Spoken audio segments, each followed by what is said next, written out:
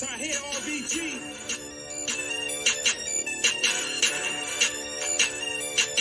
Let's go.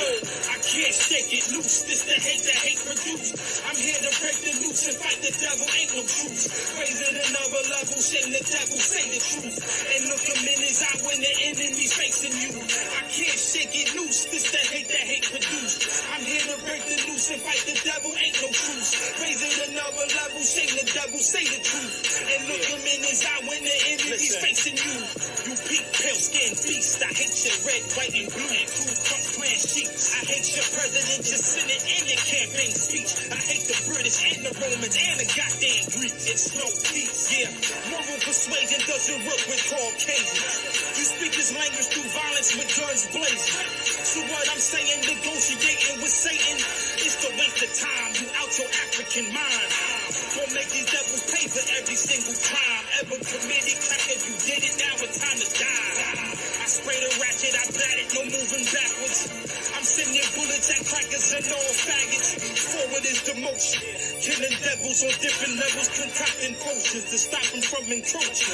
On our way of life, I got a knife to slit his throat quick.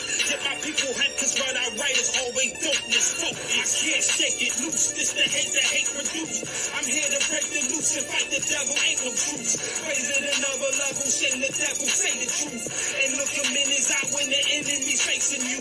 I can't shake it loose, this the hate produce. I'm here to break the loose and fight the devil, ain't no truce. Raise it another level, shame the devil, say the truth. And look him in his eye when the enemy's facing you. Take a step in my lane, I'm projecting the pain. Visions and pictures in my veins of us tortured and slain. So many sons and daughters slaughtered from known and a name. Bringing my eye to the situation is why I came. I shake and repat nation, go exterminate. Marcus Garvey, Mugabe, politic, run them all away. King Piaki type methodology, how to God slay. Try life and I don't play. Kill these crackers in broad day. Enter the scene, got them clean and watch me swerve out it. Big juju in my pocket, I ain't worried about it. That go for grown-ups to babies, salute my Baba Khaled. Behind it, we solid, I call for violence, is very valid. Yeah, murder these devils, it's divine order. We opposites, I reject them mixing like oil and water. Africa for Africans, representing them words strong. I say shut them borders down and let us get a purge on. I can't shake it loose, this the hate produce. I'm here to break the loose and fight the devil, ain't no truce. Raise it another level, shame the devil, say the truth. And look him in his eye when the enemy's facing you. I can't shake it loose, this the hate produce. I'm here to break the loose and fight the devil, ain't no truce. Raise it another level, shame the devil, say the truth. And look him in his eye when the enemy's facing you. This ain't no Kumbaya vibe, my Yasa is a war tribe. That's my war cry, double H famine, it's wartime. Devils want it all, wants peaceful coexistence. Anti-separation, he's violently resistant. Coupe tech, bullet pow, hit the deck when bullets fly. The devil won't change and needs to be euthanized. The stupidness, foolish minds, you will get used to blind. Suicide, trusting this cracker is suicide. Fool me once, shame on you. Fool me twice, you know the play. That peace talk is juvenile, it really don't hold no weight. Fighting hate with love sounds great in theory, but never ever work in history. Name one place that this cracker went. Name one place that this cracker left alone. I bet that they was war prone. Keep a piece in your wardrobe and know the world's a war zone. I can't shake it loose, this the hate produce. I'm here to break the loose and fight the devil, ain't no truce. Raise it another level, shame the devil, say the truth. And look him in his eye when the enemy's facing you. I can't shake it loose, this the hate produce. I'm here to break the loose and fight the devil, ain't no truce. Raise it another level, shame the devil, say the truth. And look him in his eye when the enemy's facing you.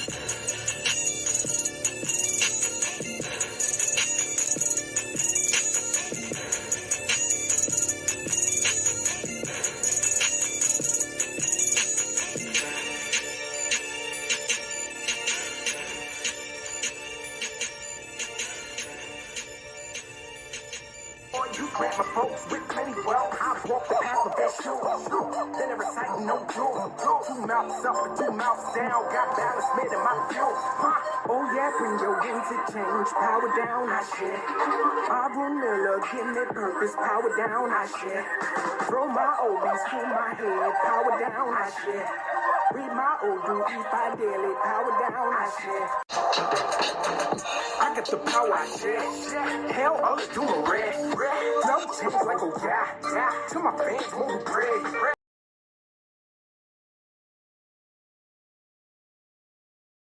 Good evening, good evening, good evening, family. Welcome to another edition of Thorough Black Talk with your sister, Keisha, your brother Tad.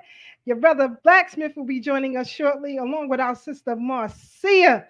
Boy, we got a lot to get into tonight, brother Tad. But before we do, my brother, how are you this evening? Oh, I'm feeling good. I'm feeling real good, sis. Can you hear me clearly? Very well, brother. All right, all right. Now I'm feeling good. Life is good, man. Life is good. I'm excited about the summer. You know, we got African Arts Festival coming up this week, next week rather. But this is the end of the week, ain't it? Yeah, tomorrow's Friday, so week is just And, about and we to. coming towards the end of the month, so Yeah. I mean, it's a beautiful thing. It's Men's Mental Health Month.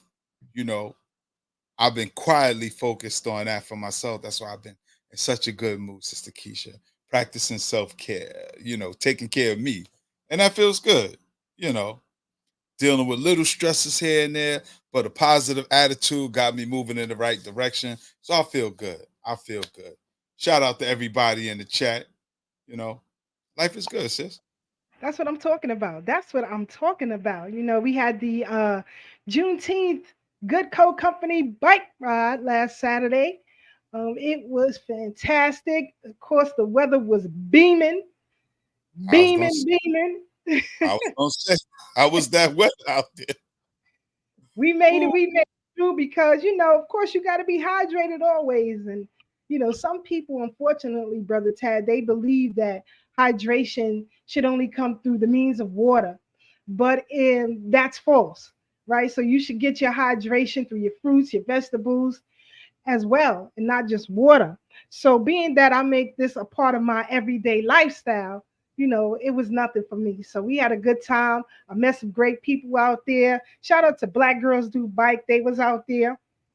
A lot of groups came out. We had people from Colorado who came to ride. Yeah, people from Wisconsin, people from Virginia, people from Baltimore was there. We had a lot of people in the building. So shout out to everybody who came. Hope that more can make it out next year.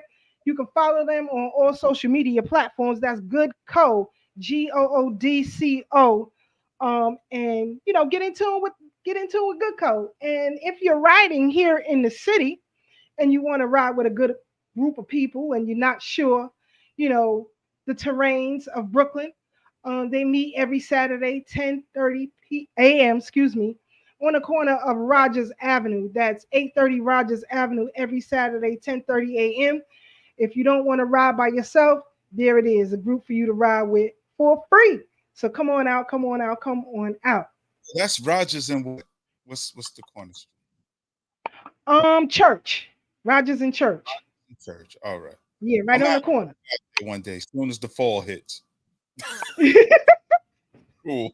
No, you coming out there when we do the Black Family Bike Ride. You come back out there. I got you, sis. And what day is that? I don't know yet because actually, I need to have a getaway. So I've been sitting here planning a quick little getaway. So when I come back from that, so you got time, family. Don't worry, you got time. I'll always give you some time to get it together. Get it together. Sure. So let's get. And my brakes are sharp. Got to make sure the bike is ready. Yes, indeed. Yes, indeed. So, family, get out there and exercise as much as you can. You want to stay in tune and fit, with yourself, as Brother Tad said, in your body and your mind. Exercise is such a good way to clear your mind and to help you to put things in proper perspective. It also helps you with your sleep patterns and things like that. But of course, I'm a 24-hour researcher, so nothing helps with my sleep patterns. Not even chamomile tea.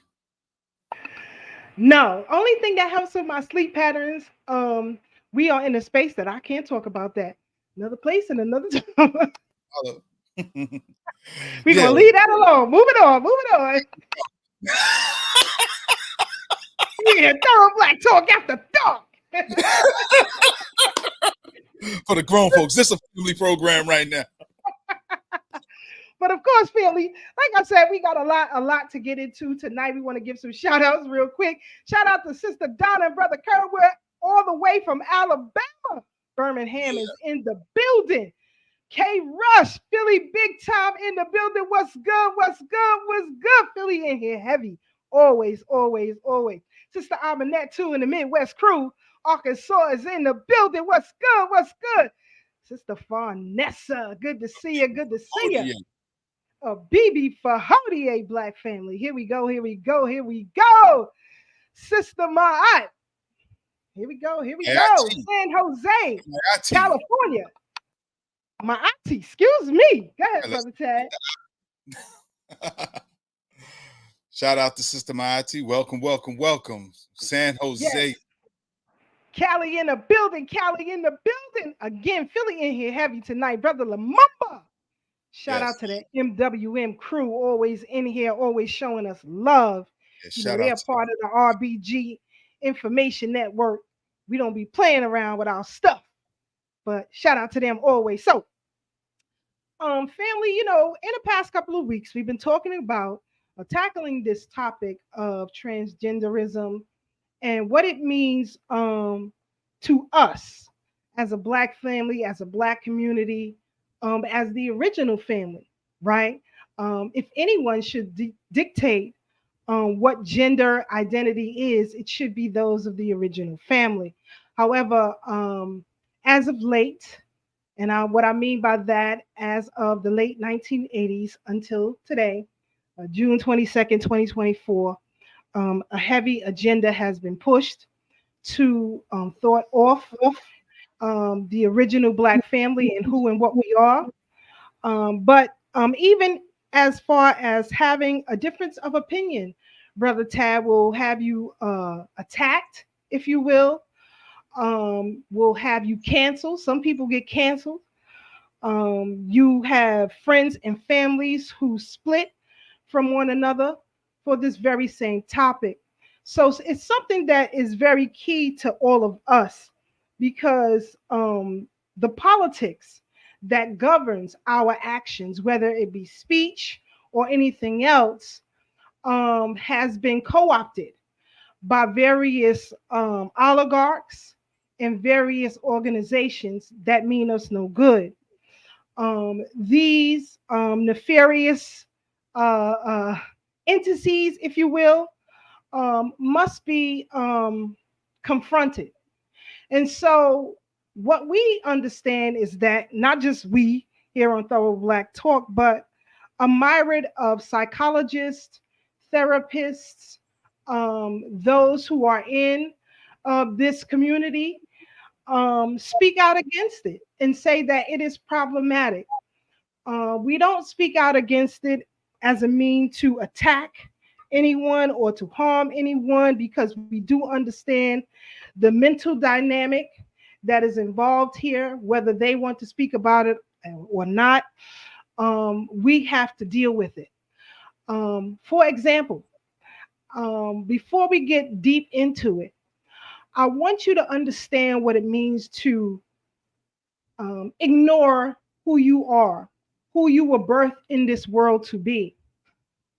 We don't understand wholeheartedly what comes along with that. Here on Thorough Black Talk, of course, we have a sophisticated audience, and we understand the power of DNA and how it works, how everything that you do, your ancestors before already did it or put it in you to do. So it just is not involving you, whether you want to change your identity or not, but you also change your family's identity. You change the identity of friendships that you had, and you alter the memories that come along with that. So before we get deep into it, I want to just give you a brief understanding of how connected you are to your ancestors and what it could mean if you go against that. So Let's listen to this clip real fast and we'll come right back and get into it, family. Here we go. In order to be born, you needed 2 parents, 4 grandparents, 8 great-grandparents, 16 second great-grandparents, 32 third great-grandparents, 64 fourth great-grandparents, 128 fifth great-grandparents, 256 sixth great-grandparents, 512 seventh great-grandparents, 1,024 eighth great-grandparents, 2,048 ninth great-grandparents. For you to be born today from 12 previous generations, you needed a total of 4,094 ancestors over the last 400 years. Think for a moment. How many struggles? How many battles? How many difficulties? How much sadness? How much happiness? How many love stories? How many expressions of hope for the future? Did your ancestors have to undergo for you to exist in this present moment? You are who your ancestors sang about in their ceremonies. You are their revolutionary prayer. You are their sacred gift to the world. Aho. Did you know? In order to I hope everybody can really understand that clip, Brother Tad, your perspective on that clip, because I want our audience to really get a broad understanding of what it is to deny who you are and to alter who you are, and what comes along with that, Brother Tad. Well, I always like that clip because, I'm big on family. That's something we stand on. That is our platform, that is our foundation. You and I have always been about family. That's one of the things that brought us together to do this work, not just being Black, but being part of the universal Black family in general, but your own Black family specifically. Now, there's a lot of talk going around right now about whether we come from Africa, whether we're indigenous, who started hip hop, who hasn't. That's a whole nother conversation. But me, a student of the culture, I've done my family research and I have indigenous people on one side of the family, Africans on another, and all up the tree is indigenous and Africans. So we would be considered foundational Blacks, right, Sister Keisha? Folks that have helped build and shape this country. And that's important because as you fast forward to 2024 and you look at how the landscape of America is changing, you have people that are Black in appearance, but they don't have the lineage. So they get in these town hall meetings, they get in the halls of Congress and try to deny us our birthright. What do I mean by that? The talk is about reparations because there's a money grab, there's a land grab, and everybody's getting compensated for anything, whether you're a migrant, whether you're a LGBTQIA plus person, no matter what your background is or what you identify with, you're getting compensated by this government. However, the foundational people that have built this country and made it what it is are being denied once again. And we're not going to let that happen, not on our watch. However, we can't stake a claim if we don't know who we are, if we can't articulate why we should be compensated, if we can't properly identify who our ancestors are and the labor that they put in that earned the monetary compensation we're looking for, then it's all for nothing. Because you got some eloquently ignorant people out here. It sounds very fancy, sounds beautiful if you haven't mastered the English language, and they will trick you right out of your birthright. And we have to be mindful. For those of us who grandmothers and great grandmothers and great great grandparents have toiled to make this place what it is for a better life for us, not for us to just get by, but for us to thrive. Because there's a lot of misinformation going out there. They constantly hear about Black Wall Street. What they never tell you is that Black Wall Street was rebuilt by Black folks and still prosper. And the point is that when you leave us alone, we do phenomenal things. Unfortunately, so much of what we're building and trying to establish is being interrupted by those that look like us and those that don't look like us. So we got to be very careful. We got to guard the gates, hold the line, and really be strong in our identity of who we are, because these people are trying to trick us out of our position. And That's all. that's the premise of the argument. This in my researched opinion is the highest level of identity theft. When you allow someone to come in and dictate what you can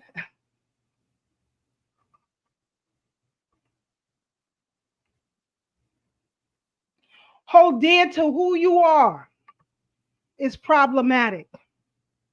The attack on free speech is problematic. No black politician, no black politician today is putting up a severe fight against the attack on the black family, the structure of the black family. And this is no knock to anybody else's culture or ethnicity. I'm specifically speaking for black people here in this country. We have a unique culture.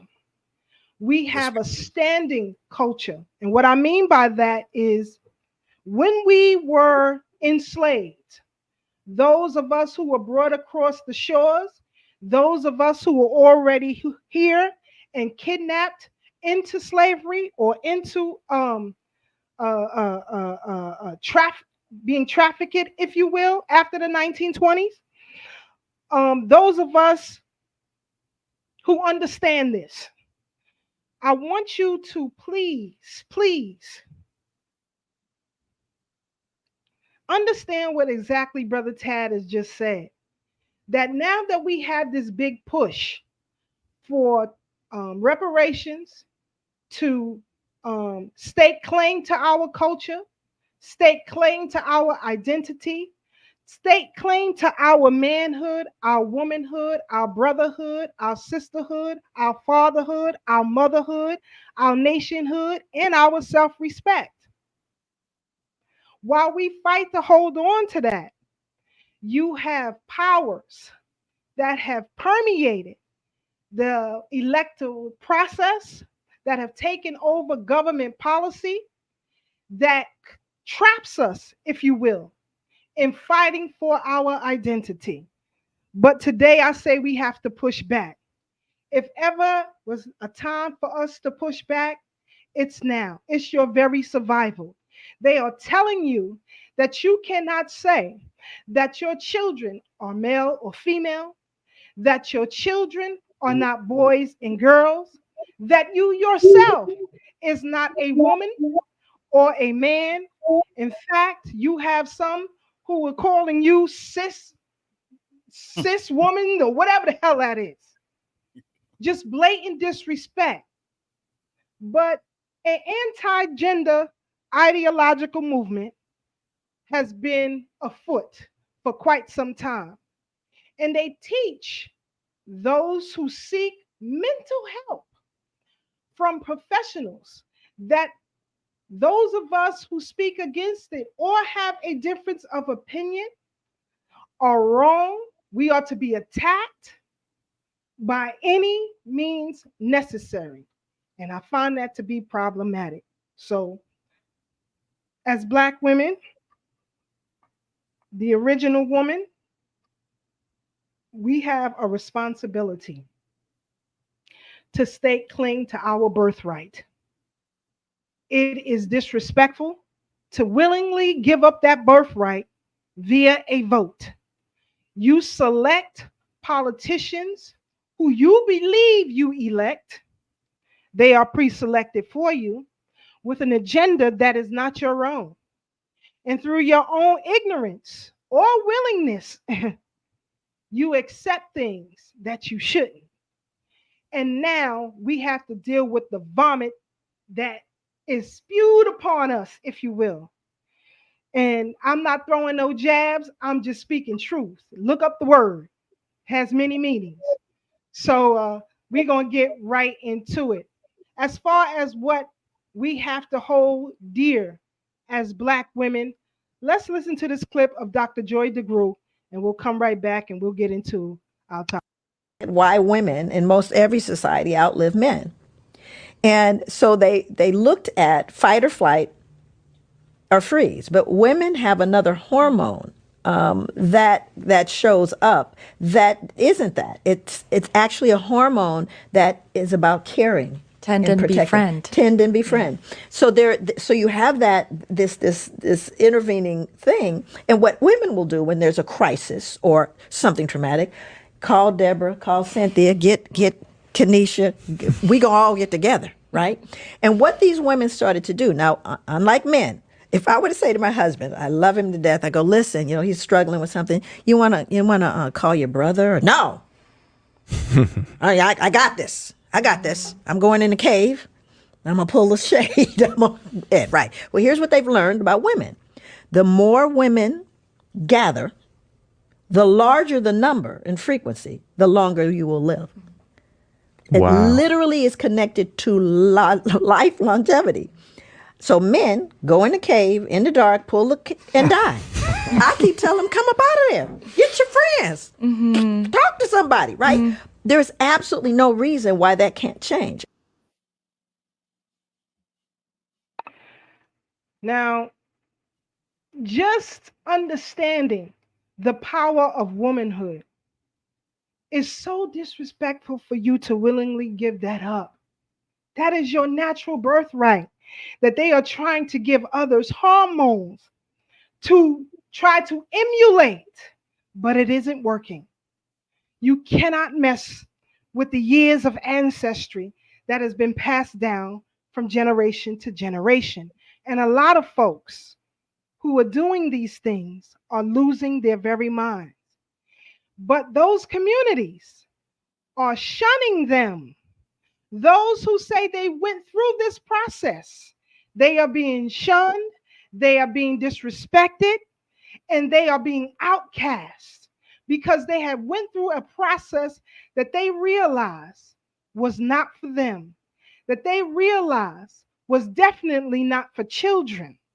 If my grandson, who is 6 years of age, who often watches everything that his grandfather does. So if my husband goes outside and starts the vehicle, and my grandson comes back in after watching my husband for quite some time on how to start a vehicle, says, Nana, now I want to drive the car. I feel I should drive the car. I know I can drive the car. In fact, I was born the best driver on the planet. Give me the keys so I can drive the car. Not only would you question my sanity, but you would call the police and have me arrested. So where does it end? People said that it would stop with the gender identity. But now you have folks who identify as animals, who identify as other ethnicities, who identifies as building structures. Where does it end? Where does it end? We have to ask ourselves these very questions. Let's get into some topics and come right back and we'll discuss it, family. Hold on a second. Forward on this point, the ultimate agenda that we are looking at, that this enemy is pushing, is depopulation. We have to get this through our mind. That way we can remove the emotion from it. Take the emotion out of it, look at it for what the purpose is. Just be logical about this. What type of government would encourage men being with men, women being with women, and remove the ability to procreate? What kind of government would inspire such a thought? Now, before anyone says, well, people who are same sex can still procreate. No, you can't. You cannot have sex and have a child. Right. Knock it off. I'm not talking about artificial insemination. I'm not talking about any of that. No. I'm talking about literally a woman cannot get another woman pregnant. A man cannot get a man pregnant. A man does not have a womb. Let's knock it off. Let's be serious about this. True. What kind of government would encourage such a thing? A government that wants to get rid of you, but wants to get rid of you in a way where you will accept it and where you will volunteer to do it yourself. They don't want these people on the planet no more. These people, I'm talking about 3 to 4 billion human beings on the planet, they don't want.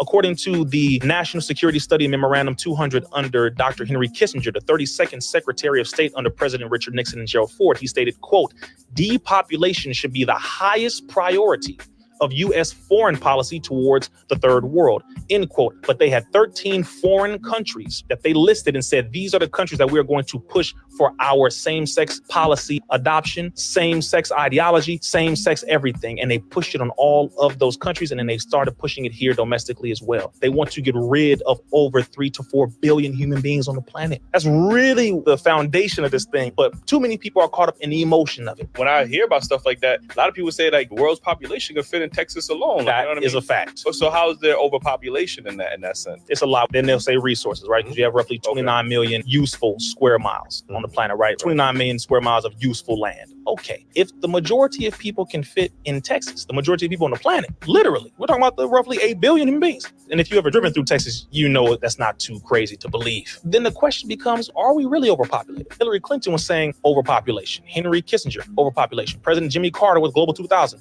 overpopulation. It was a lie, a damn lie. And they knew it was a lie, but they wanted to push that and then get the people to be programmed to believing it so that the people can push it on each other, attack each other. Same thing they did with shots, boom, boom, boom. They start going in on each other. And then that's when you get everything from abortion to vasectomies, everything to prevent you from procreating. You sound crazy. You don't want your existence to live on, and you think that's a benefit to that? Who put that thought in your head, and why? They want to get rid of the majority of people. Why at this point? Because the majority of people are no longer being controlled. Again, depopulation is the goal. That's what we have to look at. So when you're looking at the trans thing, the drag stuff, all that, you doing being half naked around children, what's wrong with you? You're a pedophile. You got these gay folks calling out just pedophiles because the pedophiles are using the gay movement like they did way back then. Again, you got to go back to the enemy. Because if you get caught up looking at the people, then you're going to be too busy arguing and fighting the people. And rightfully so to a degree. Some people, you got to be like, Pops, sit down. You can't be around my baby. Nope, not my child. Go over there. But the enemy is always the one puppeteering and controlling this. Satan is doing his job. I never thought I would see the day where the White House would have the LGBT flag hanging with the trans flag and all the other stuff, the child predator flag, all that right there in front of the White House. Make sure you put that up on the screen. Brother, I'm telling you now, when that happened, do you know the world is watching us? You know, the world is watching America, right? They talking shit too. Oh man, you know, America has been the bully of the world. For years, been the bully, using her military might to oppress and suppress. You're talking about over 700 military bases that are currently occupying different nations all over the world. And they're looking like, you're men or women, huh? Hey, look, I gotta look at it from a military perspective. Yeah. You're looking at these foreign nations who've been waiting for some get back. You invaded my nation. You killed my women, my children. You bombed us for no reason. So all your men now, they women, huh? Mm-hmm. Oh, so you're pushing not to make your men stronger, but to now say, hey, you can be a woman if you want, pushing the gay stuff, pushing. Oh, okay. The number one priority is LGBT rights.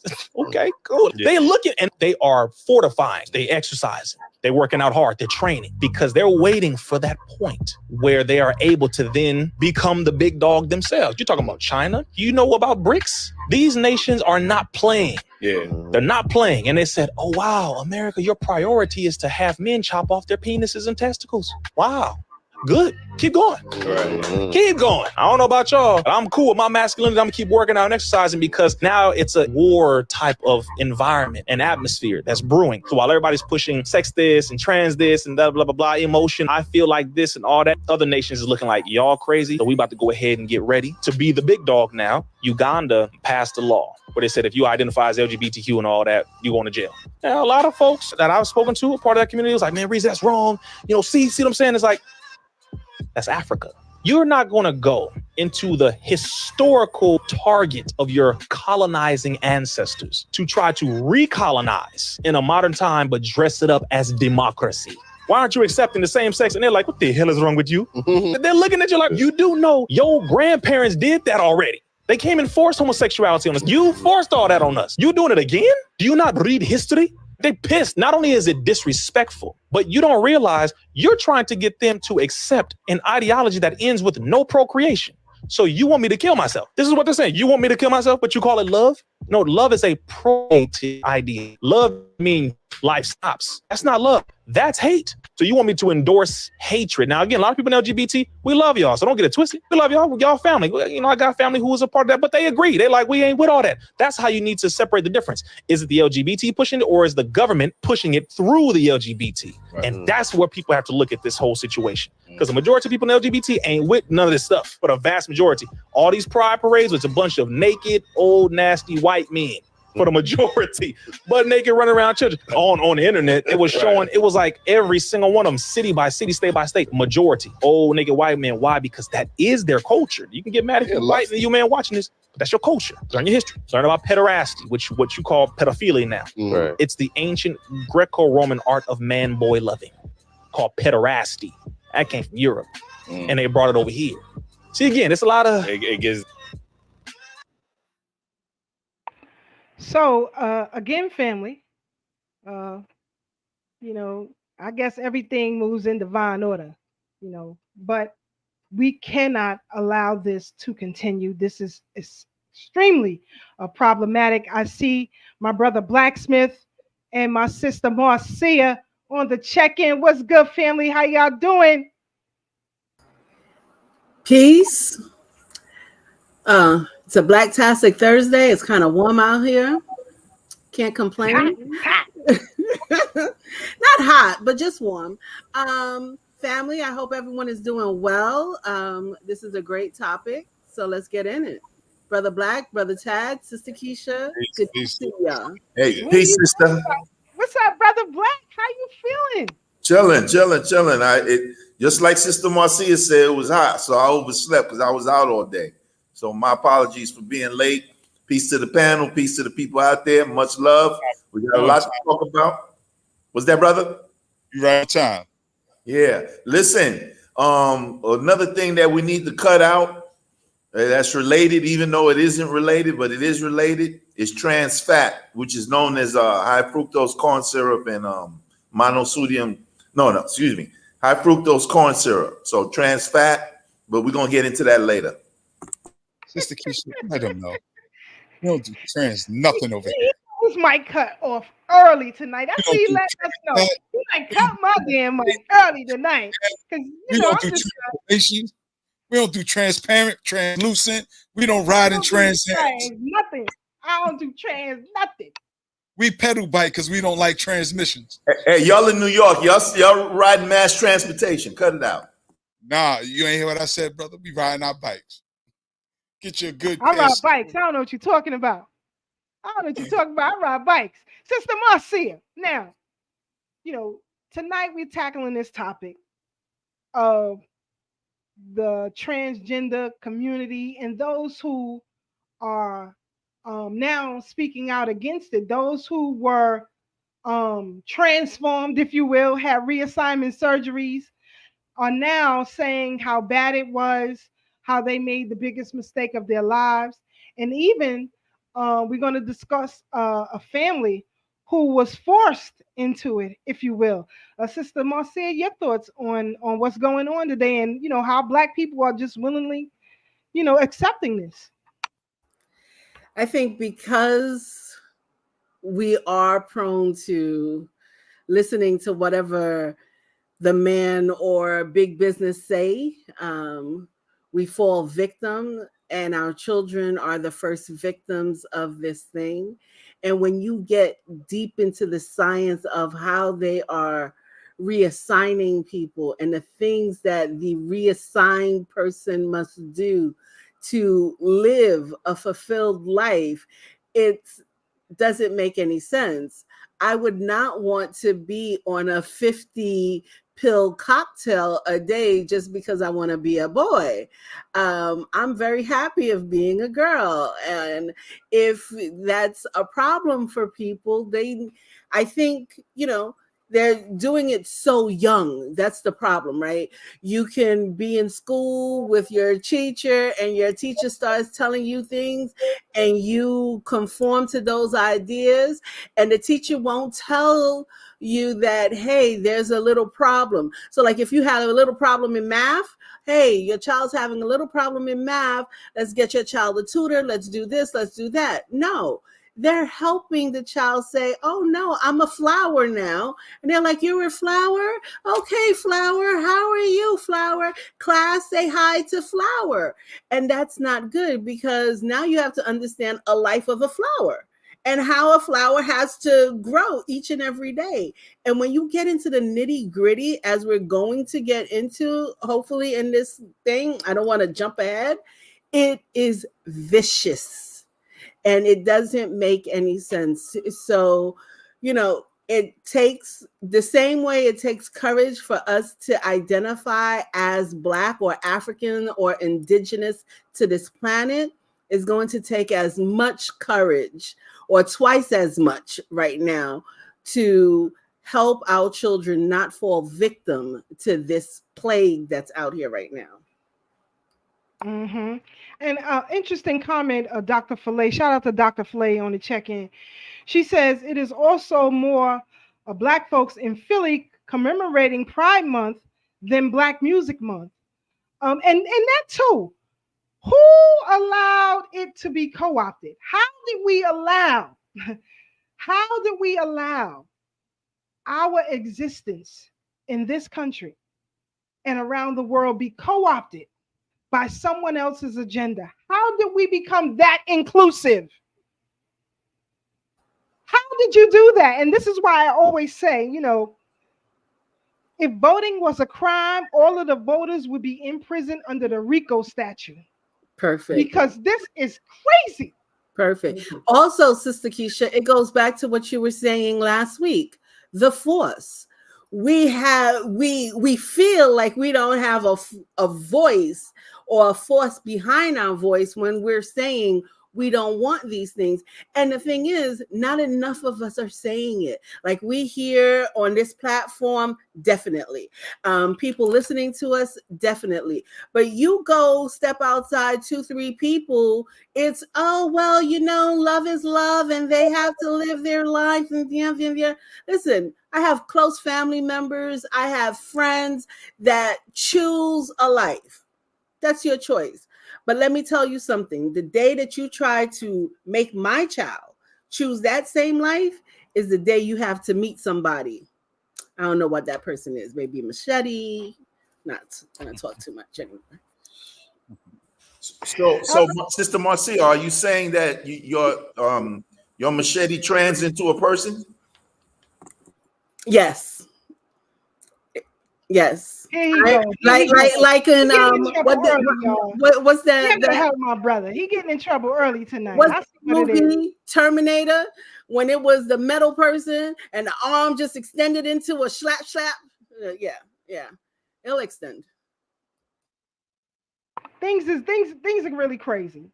And not just that, as you said, Sister Marcia, the focus on children. That's seriously problematic. And I don't understand.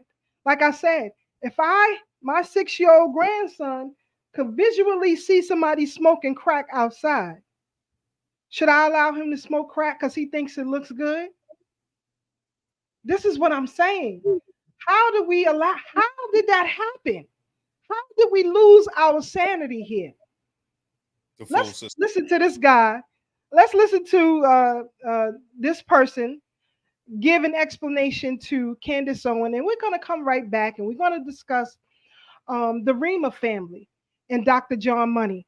So let's play this clip and come back and discuss. Here we go, family. Dad, what do you think about this? I'm a biological woman that medically transitioned to appear like a male through synthetic hormones and surgery. I will never be a man. Nobody would help me, including the doctor that did this to me because I lost my insurance. I get infections every 3 to 4 months. I'm probably not going to live very long. We have 5 children's hospitals in the United States telling girls that they can be boys at $70,000 a pop in a surgery that has a 67% complication rate. That will kill me from infection. That I can't sue on. We're butchering a generation of children because nobody's willing to talk about anything. I have 3 kids at the age that they're doing this to kids. I'm not transphobic. I love my kids, and I love... You have to give them hormones to make them more of a girl. Because... I'm sorry, can you expand on the question? It's a simple question. If you say that the child thinks it's a girl, so you're going to give the child hormones. If the child thinks it's a girl, let it be a girl. Why are you adding hormones? If you're shooting hormones into a child and you're affecting the child's development, you're saying that's not a choice. That's nonsense. Of course it's a choice. You're choosing to chemically change this child's body. IPCE, if you don't know, that's International Pedophile and Child Emancipation. And our goal is to abolish the stigmatization of people with pedophilic sexual interests and normalizing the potential role in moderating pedophiles' emotional well-being. I know that's a mouthful. Wait, before we get any further, what are we saying right now? Yeah, this sounds disgusting. Are you saying you're a pedophile? No, I'm not saying that I'm a pedophile in the sense that I've never had sexual relations with a person underage. But you're saying we should accept because that's pedophiles? illegal. Well, I just don't believe we should be shunning those in our community that have desires to engage in a romantic relationship with someone in a drastically different age group. So you're saying you support pedophiles? I'm saying I support love. Okay. And just because America views ages like 18 as some sort of imaginary bar or line in the sand for humans to engage in romantic relationships doesn't mean it's right. So you don't see anything wrong with a 20-year-old dating a 12-year-old? That's not what I'm saying. But listen, in Nigeria, the age of consent is 11. It's 14 in other countries like Brazil, Colombia. If we're taking if we're taking a month as a country to showcase our pride for other communities of sexual exploration, then I think we should add the letter P, which is just as important as the L, G, B, and T. Oh, my. Y'all, I was today's years old when I figured out that both of Charlize Theron's children were not girls. Jackson and August. The oldest one, Jackson, was born a boy. And she said at 3 years old, he told her, "I'm not a boy, I'm a girl." What? At 3? And so she started dressing him as such. I'm a mother of 4. Do you know how much delusional shit my kids said at 3? I can't even repeat it. They didn't know what day of the week it was. Like,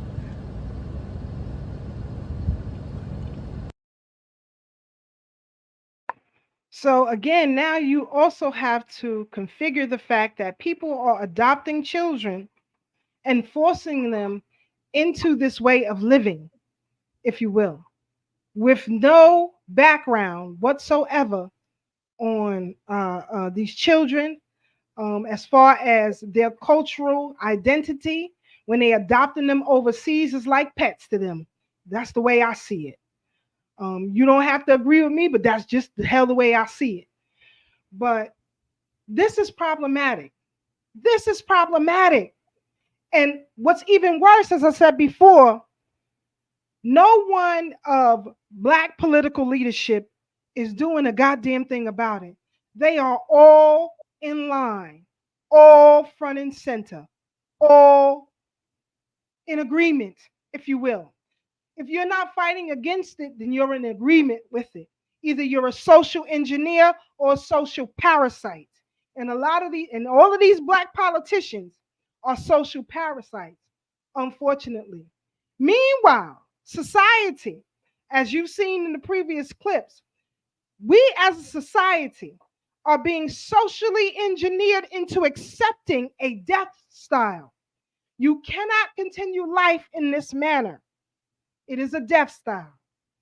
But as Brother Reza Islam said, under whose agenda? Who's really behind all of this? I don't know if you all have heard of the Rima twins. If you've heard of the Rima twins and Dr. John Money, give me a 1 in the chat and let us know. But anyway, the Rima twins were 2 boys, Bruce and Brian, who were born in Winnipeg, Canada, in the late 1960s. This family, I believe, may have been of Jewish background. I'm not sure. But anyhow, they had taken their sons after birth into the hospital because one of them had a severe urine infection. He couldn't pee because the foreskin of the penis would not peel itself back. So the twins had to be circumcised anyway. So the parents took them to the hospital. A physician told them in Canada that they should speak with a doctor at Johns Hopkins University Hospital in Baltimore, Maryland, who had done extensive research on surgeries on situations such as this. Now, let me go back a minute. When these 2 boys were circumcised, I believe at the age of 3, Bruce His foreskin was burnt completely off. In fact, it burnt his entire penis off. Excuse my language, family, but I'm telling you the truth. It burnt the entire penis down to what looked like, as the doctors and their parents described, as a string. The parents were under the impression that the circumcision would be done with a scalpel or some sort of blade knife, but they had no idea that their sons were going to be circumcised with an electrical laser. And it caused so much damage that the doctors in that Winnipeg hospital said that that penis can never be repaired, that Bruce would never be able to live fully as a boy, that he would have problems all of his life, and so on and so forth. So that's when they introduced the parents to Dr. John Money at Johns Hopkins University Hospital. Now, play this clip. We're going to come back, and we're going to come right back, and we're going to discuss it. Let's let these professionals tell the story, if you will. Here we go. Give me a second, family. Here we go. And he didn't have any way of proving it because, I mean, how do you prove something like that? Until this family showed up at his doorstep. And it was a Canadian family from Winnipeg, I think, right? I think that's right. Yeah. Yeah. And they were the Reamer family, a blue collar, very young couple, 20, 21 years old. And they had a horrific tragedy in their family, which is that they gave birth to twin boys. The boys were fine. And when the boys were, well, actually they had phimosis. Phimosis is a abnormality of the opening of the urethra. And so the doctors recommended circumcision for the boys. And they went in when they were 8 months old for circumcision. And the first boy to go in for the circumcision was Bruce. And the equipment, there was a malfunction of the equipment. And they were cauterizing the penis in order to circumcise it. And instead of just that small amount of tissue that was supposed to be cauterized, apparently the settings were incorrect, and the entire penis was burnt. So Bruce's penis was burnt, beyond any functionality. So these poor parents went home. The other boy was not circumcised, just obviously. They went home, and what are they supposed to do? They have a boy without a penis. What the hell are they supposed to do? So months later, they were watching television, and John Money happened to be on there. And you have to know also that John Money was an extremely pompous, self-assured individual. He was sophisticated. When he talked, you listened. He came across as being definitive, being, calling the shots, knowing what was going on, knowing the research, knowing the truth. And he in this interview on television said that a boy can be raised as a girl and a girl can be raised as a boy if it's done early enough. And that early enough means before the age of 2.5 or 3. And the parents, the Reamer parents, immediately took note of that, and they thought, here's the answer. This is the answer for Bruce. This is what we're supposed to do. So they contacted Dr. Money down in Baltimore, and they made an appointment and took the twins down to Baltimore and went down there. again, you have to understand that this was a uneducated, young blue-collar family. And when they were interviewed later about their meetings with John Money, they described him as like, we just thought he was God. Mm-hmm. We just thought, this is, he's a professor and he's, got all the diplomas and he's the head of this, this entire New clinic. At an outstanding university, one of the major universities in the world. That was at Johns Hopkins, right? Yes, Yeah, right. yes. So you have to imagine this young couple coming and they're at a loss and they are looking for an answer. They've been praying. They're looking for an answer to their prayers. What are we going to do with Bruce? And John Money says, well, we have an answer for you, because male and female is actually not related to chromosomes. It's not related to hormones. It's not innate. We can take little Bruce and we have to do some surgery on Bruce. We have to castrate him and we'll remove his testicles. He already didn't have a penis. We're going to remove his testicles. We're going to fashion, some sort of elementary sort of female genitalia. You're going to give him a girl's name and you're going to put him in pink dresses and give him dolls and raise him as a girl. And you are never, ever, Dr. Money told the parents, never to tell him that this was truly what happened and after he was born. Never tell him, because that will ruin everything. And it's up to you.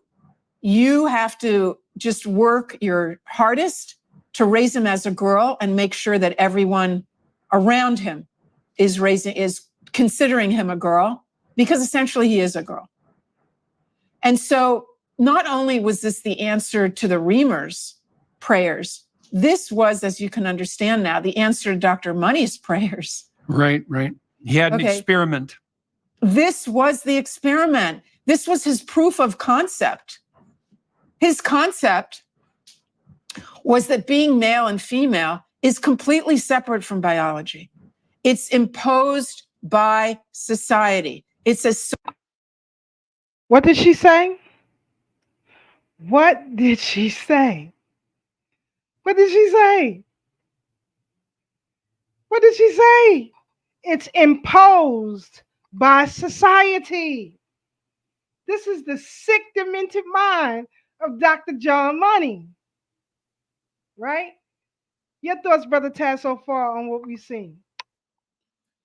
Oh man, on what we've seen so far. Shout out to Dr. Rizza Islam. Salute to Dr. Joy DeGru. I had the pleasure of meeting the sister and doing some work with her a few times. It's just crazy because, like I always say, my early development into thinking outside of the paradigm of what society prescribes as education was in the Illuminati and New World Order. So when Rizza Islam was citing all these executive orders, I remember those days and I said, this really can't happen. And if it does, it's not going to be in my lifetime. That's what made me pick up the challenge to fight against this oppressive system. Because I didn't think it would happen in my lifetime, but here we are, that they have people so confused that they don't know what is a boy and what is a girl. But why do I bring that up? Because at the core of it all was the devil. I'll be honest with you. I came into the knowledge 18 years old, studying the Bible. I read the Bible from front to back and then started getting, all right, well, how does the world end? Revelations? Let me pick up books about Revelations. Then it got introduced to the Illuminati and just started reading it and started learning how it was braided with politics. And here we are. That we don't even know the difference between a boy and a girl. That we are now called cisgender. But they said the devil is the author of confusion. Now, whether you believe in Allah, Buddha, Judah, Jehovah, Yahweh, or a head of lettuce like Rerun, you believe in a higher being that makes all these things possible. But just like life has its dualities, there's always something evil afoot. And we have to be mindful. We have to be mindful. And this is the manifestation of it. And they're coming after our children. It's almost like the Pied Piper.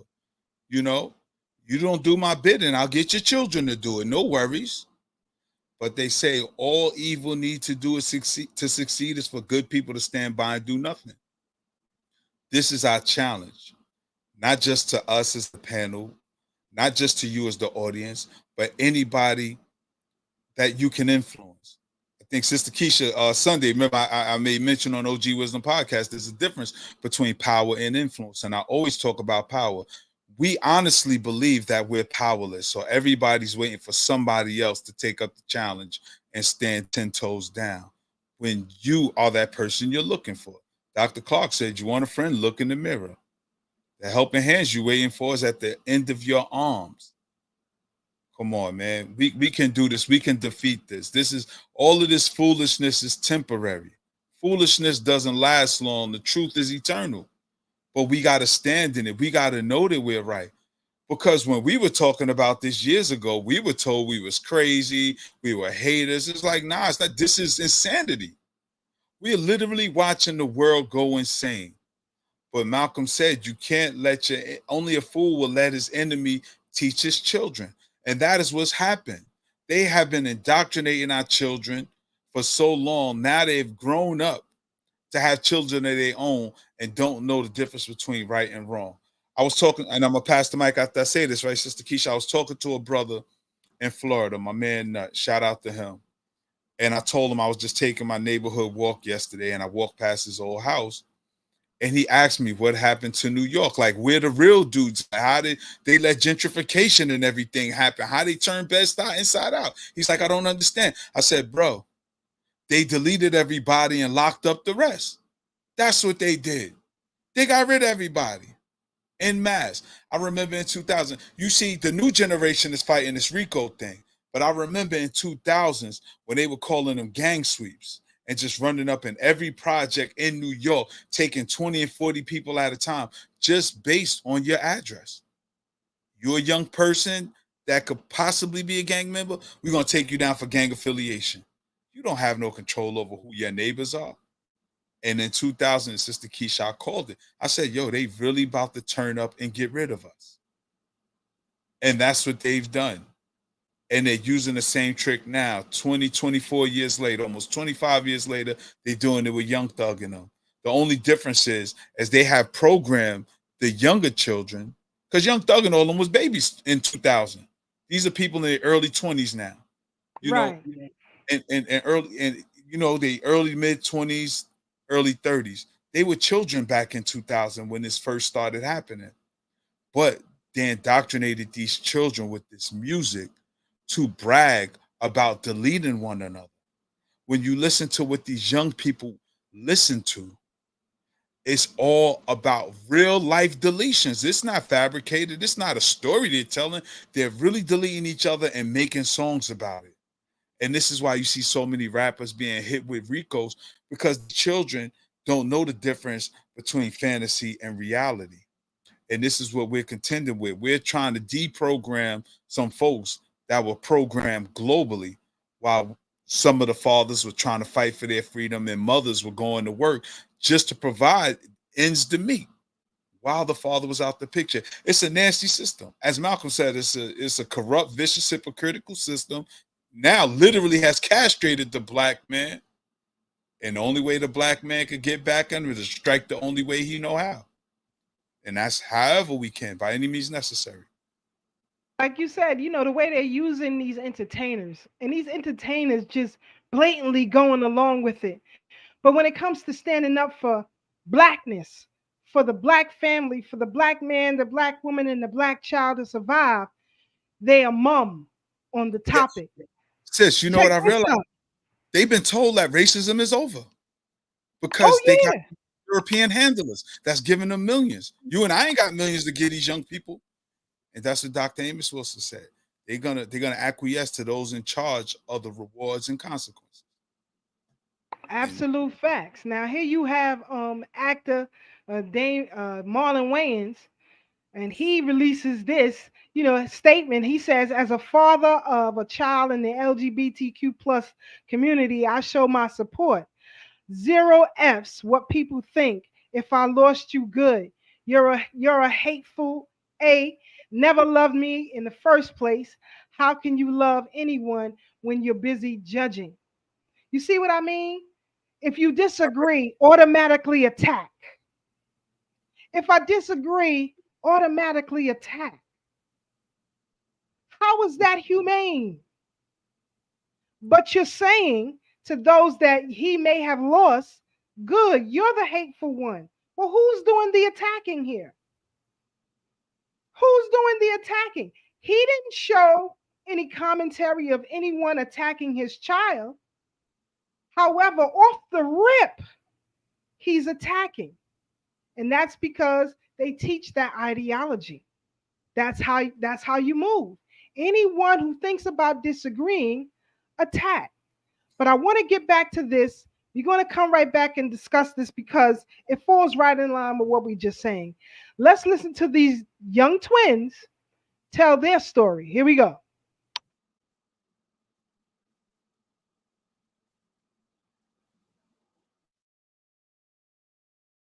Particularly and his twin. So not only was this a failure, it was and go ahead. Oh no, it was a disaster, terrible disaster. He committed suicide and his twin brother died of an opiate overdose before him. His twin died first. The entire family was, what kind of words? Traumatized. It's not enough. Trauma is not enough to describe what that family went through. My parents didn't know a lot that was going on. And if they would have known, it never would have happened. By me not saying anything, the medical community was under the impression that my case was a success story. And I was shocked when I heard that people thought that my case was a success story. So what we should point out here is that this experiment couldn't possibly have gone more cataclysmically wrong than it did.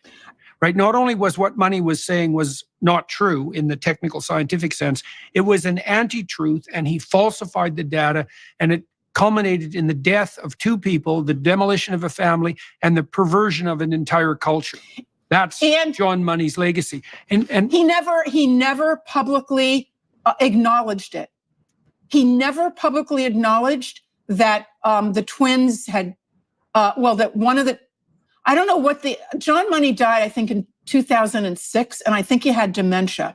But when the book came out and when John Colapinto's book came out that just like exposed this whole calamity, there was nothing from John Money. He was still alive. He could have made a statement.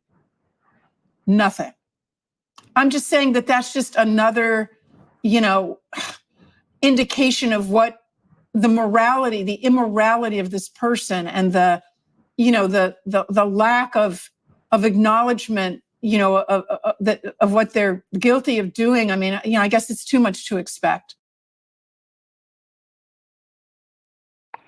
That's crazy, family. This is crazy, but I want y'all to give me a second here. But as family members of people who go through this, what about their feelings? Give me a second, family. Sorry about that. But before we get into the family dynamic, those who are related to such persons, how ironic that the story of the Rima twins first became known on the Oprah Winfrey Show in the year 2000. Who is a champion for the transgender community and the LGBTQ community now? Who is a champion for them? Look. Hold on, family, because I listen. Hold on. Here we go. You're about to hear. It is the ultimate in that you can't make somebody be something they're not. It is known in the medical community as the John Joan case. It is the story of a baby boy who was surgically changed into a girl after there was a botched circumcision. And for the first time in 34 years, the man who grew up as a girl is going public to share this incredible ordeal. Take a look at this. In 1965, Janet Reimer became the proud mother of identical twins. The baby boys, named Bruce and Brian, were strong, healthy, and happy. At 8 months, Janet took them to the doctor to be circumcised. I wasn't worried about the boys going in for circumcision at all because I had been led to believe by the doctors that it was common, ordinary practice, and I didn't know I had anything to worry about. There was nothing ordinary about what happened next. During the circumcision on baby Bruce, there had been a horrible accident. What they did was turn up the cauterizing iron to a high heat and burnt the skin, and it was as if there was hot flesh cooking. There was a sizzle and a poof, and the penis was gone. According to the doctors, nothing could be done for this infant. After several agonizing months, the Reimers learned there might be a revolutionary solution. They agreed to a radical treatment known as sexual reassignment at Johns Hopkins Hospital. The doctors at Johns Hopkins were very hopeful that if we had made a move towards making our Bruce into a girl, she could be successfully raised as a girl, and she would enjoy a more normal life than if she remained a boy. At 22 months old, little Bruce was castrated. His new name was Brenda Lee. They told me that if we did not disclose the fact that he had ever been a boy, and we raised him to be a girl, that there was no reason that it wouldn't be successful. But there were early warning signs of problems to come. Janet remembers the first time she put a dress on Brenda. And I put it on her, and she started to tear it off. And I thought, oh my God, she knows she's a boy, and she doesn't want to wear a dress. Brenda's feelings only grew stronger. She rebelled against anything feminine. Brenda went to the bathroom standing up, like a boy. Early on, her twin brother noticed things were not right. I've noticed at a very early age, I would say kindergarten, where all the little girls would be, playing with their hair and playing with Barbie dolls and things like that. And Brenda didn't want any part of that. She wanted to play with the boys. Brenda's female appearance combined with her masculine behavior made her a social outcast in school. She was not allowed in the girls' bathroom because the other girls pulled knives out when they were going to stab her. She couldn't go in the boys' room for obvious reasons. So she had to go outside and go to the bathroom in between the schools in the parking lot. Brenda reluctantly took the female hormones prescribed to give her a feminine figure. She fought the transformation all the way, never knowing why. She knew she wasn't a girl, but she was told she wasn't a boy. So she was confused. She thought she wasn't it. At age 13, doctors felt Brenda was now ready for a special surgery that would give her a vagina. She rebelled. She ran. She ran on top of the roof of the building. She said if she had to go see the doctor again, she would commit suicide. And that was the last trip. No longer able to live with this secret, the Reimers told Brenda the truth. When we told Brenda, we asked her forgiveness. And she graciously gave it to us.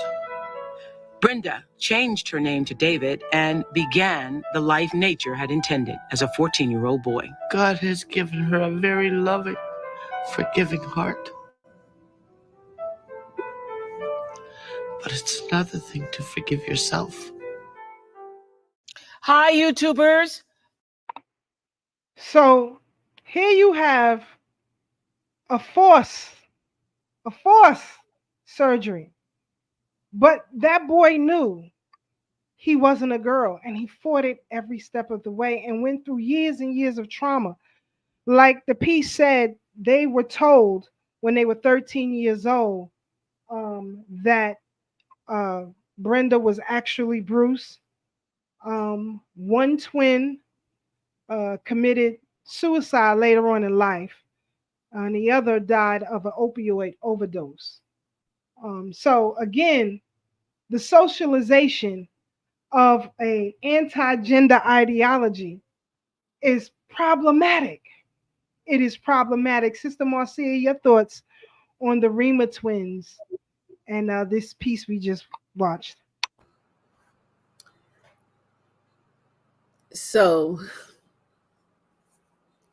it is very difficult, right? Because looking at the pain in the mother's eyes, and she seemed really, really remorseful as I did what the doctors said was going to be best for my child, and look at the consequences that I have to live with for the rest of my life. The repercussions that this will have on that family and their loved ones is tremendous, because how I know my cousin Bobby all my life as Bobby, and now he wants to be Bernadette? Like, Bernadette? Wait, Bernadette wasn't Bernadette. It was really Bobby, Bernadette, Bobby. But I don't, I want to run away. I would want to. Right, but see, that's the thing too. Like, if you grew up with Bobby and all of a sudden Bobby wants to now be Bernadette, what do you do with those memories? What do you do with that time in your life? And then what about maybe Bobby or Bernadette, whatever the it is, was touching you in a particular way? What did that mean? You know, now you're psychoanalyzing yourself on, what does everything mean? Was my whole life experience a lie? So the pain that would cause a person would make a person want to jump, right? I would want to jump too. I probably would have jumped a long time ago. I don't think I could deal with that type of psychological trauma that's going on, despite the fact that our ancestors have dealt with psychological traumas, but this cuts differently. And if we continue to lay blind eyes, right? Like, oh, this, put a veil over us. We don't see it. We don't care. Oh, Bernadette, Bobby, it's all good. Children don't pay it no mind. We're creating victims too. We are traumatizing our children as well when we don't speak up to this type of actions that are going on in our community, because there's a ripple effect, right? Every pebble falls and the dominoes trickles and everything, and we're not thinking about it. We're thinking about instant gratification, the now. Like Brother Tad was talking about, how they would round up the young, handsome African men during a particular time. But we also have to understand that there were young, handsome African men that went off to school, and they purposely didn't go back into those communities too, right? That's not fighting for your community. Fighting for your community is being able to stand. Dr. Joy talks about the fight or flight theory, right? Or freeze. What are we doing? Because in order to sustain a community, yes, we have these agents that create certain dynamics within our communities. But when there are other people that could come back, like Bobby, let's remove Bobby and Bernadette from this conversation. But so when can't think of a name right now. When Pharaoh, we get you though. When Pharaoh comes back from college and he comes back to his community, right? He builds in that community. But when Pharaoh goes and says, you know what, I'm going to go to Hotlanta, or I'm going to go somewhere else to build a life because I can't do it here, then you're leaving your community to fail. And that's the things that we have to understand about fighting for our ability to thrive. We can't say we're fighting for survival anymore. We've survived enough. We now want to thrive. And in order to thrive, we must stand. We can't continue to run. So that's the I thing. mean, it's funny you mentioned want to run the Hotlanta. For those of you who don't know, the recent numbers, 30% of Atlanta real estate is now owned by Asian, in particular Chinese corporations. So enough with that as being And the STD capital of the world, as shots fired. But listen, it's all right in line. Go ahead, brother Ted. I wanted to add on to what Sister Marcia said, and K. Coop put, the mother is so programmed, even in the end of her story, she's still calling Bruce a she. The subconscious programming and the reaffirming of the foolishness, even in her heartfelt sentiments, she still haven't deprogrammed herself to recognize that is your son. What y'all think is abnormal is actually normal. See, this flies in the face of the conversation, nature versus nurture. Because all these years you've been nurturing a little girl, but the nature dictates this is a boy. This is a boy. So male-female behavior is not a social construct. It is nature. The little boy had enough sense to know I don't belong in the dress. I don't know what it is, but something is not right. I don't want to play with Barbie dolls. I want a roughhouse. I want to climb a tree. I want to wrestle. I want to be tough. And this is why what we do is so important. Like I always say, the Black struggle is different than any other struggle in the world because our purpose is restore stuff to this natural order. Almost everything we're in opposition against are things that go against nature. People shouldn't own people, so we fight against slavery. Men do belong with women, so we fight against sexual confusion. Poverty and riches, that is a social construct. Everybody should be allowed to eat good food and drink clean water. That is just nature. This is what we fight. Everybody else fighting for some other foolishness that I really can't co-sign. You a migrant, go home. Go home. Don't come here, go build your home up. I mean, no knock to the migrants, but I'm just saying though, if you indigenous to a certain Right where you at? And land and diet and vegetables and fruit that's specific to your region, stay there and learn to prosper.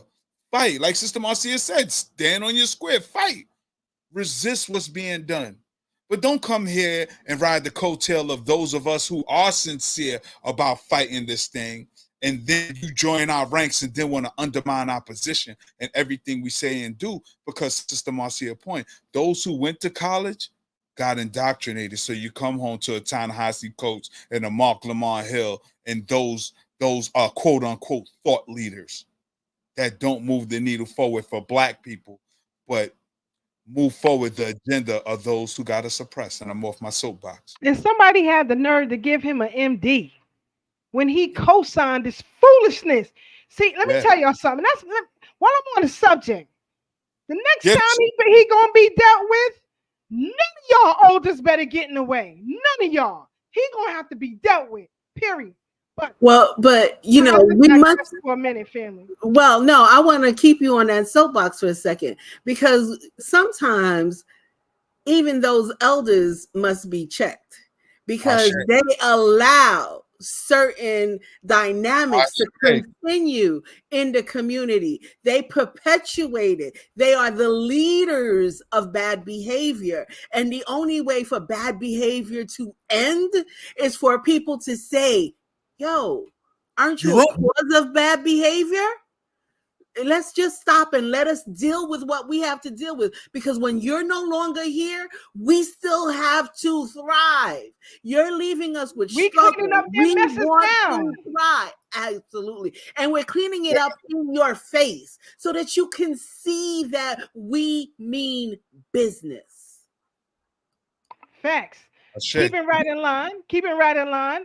I want you to hear from some young people who went through this reassignment surgery that now live to regret it.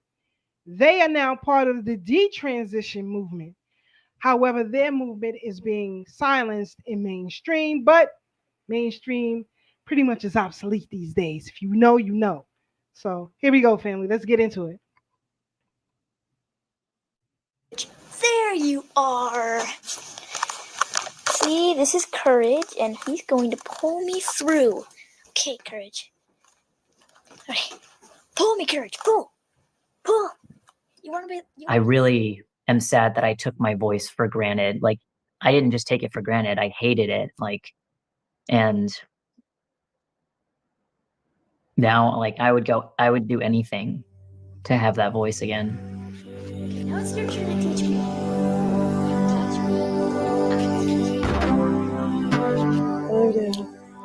What's so funny, Daisy? Come back out with me later, okay?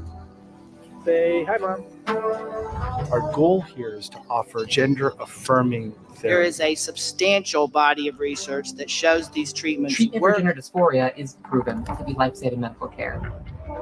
It really comes down to how uncomfortable with their body Deciding parts. to permanently alter the body. And do they want to change those body parts? Who's there for their detransitioning? Nobody. Enough children have already been victimized by this barbaric pseudoscience. Ridiculous. My childhood was ruined. This needs to stop. We have a serious problem. I had an alter ego, and he was like this boy that I like customized in my mind of like the ideal boy. Other girls looked so different than I did. They were, you know, expressing themselves very differently. Hey guys, so for today, I was depressed, hopeless, and I was feeling pretty dejected and scared and alone. I didn't like life. Like, I just wanted to stay in my room all day. As you spiral into depression, it really feels like you're in a hole that is so infinitely deep, and the depression just was really debilitating in that I didn't really care about self-worth, it's not a real thing. improving myself because I already felt like I was just like I shouldn't have been born. Just having really like dark thoughts. I always just felt very much like there was just something wrong with me. And I was trying to figure it out. And I used the internet to help me do that. That's where I felt like I could diagnose myself. My favorite websites were YouTube and Tumblr. It's such a huge amount of content that I consumed at that time. I mean, I watched a lot of trans people. I watched a lot of, gender transformation videos and saw these people really just like go from female to male visually. Like they looked like men. And I was like, whoa, I didn't even know that it was possible for a woman to pass as a man that well. It's really dark when you think about it because the people who are consuming this are children, like 13, 14, 15 years old. And it's so easy for them to literally be groomed. I just started looking into all of it. I was like, oh, so there's genderqueer, gender fluid, there's agender, there's like, you can be a demi-girl, which is when you're like 90% girl, 10% not girl. Like there's just an infinite amount of ways that you can interpret and express your own gender identity. And your gender identity is who you are, and nobody gets to take that away from you. So hearing that, I just became very, very interested in having a male persona. The more time I spent online, the more it felt like real life. And the more real it felt, which eventually led to me just fully transitioning. So I came out to my parents as Ollie, and I went to this, I guess, behavioral mental health clinic for like 6 days. They had a meeting with my parents, and they basically told my parents that if you don't validate Oliver, if you don't validate him, then this is just going to get worse. The best thing that you can do to help him is to accept him as your son. But I already felt like I wasn't what my mom had expected. And for me, transitioning was the closest I could come to killing myself without actually doing it. With all of these mental struggles that I was having, not knowing how to make sense of it on my own, and consuming so much of the trans narrative and just loving life. hearing people say this made me so much happier. This alleviated my pain. I wanted to alleviate my pain. I also didn't want to be who I was. So with transitioning, I could do both of those things. I could alleviate my pain and I can become someone else. I wanted to escape my own identity as Daisy. My name is Ali Chadra, and this is my voice. One day before testosterone.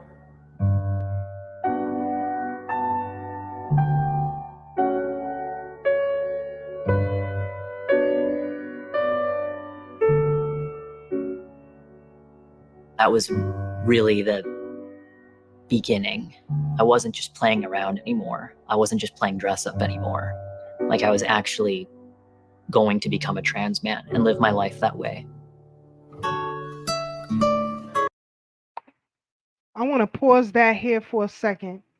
So as this young person expresses, they were socially awkward. They were loners, if you will. He was socially awkward, a loner, suffered with depression, spent excessive amounts of time on social media, and engulfing an ideology that he didn't feel it was that's who he was. He didn't feel that, or she didn't feel that. That's who she was. She just identified and said, yeah, I'm going through this. I'm not living life pretty good right now. I'm going through some depression. What did she say? The best way to kill myself without actually going through it.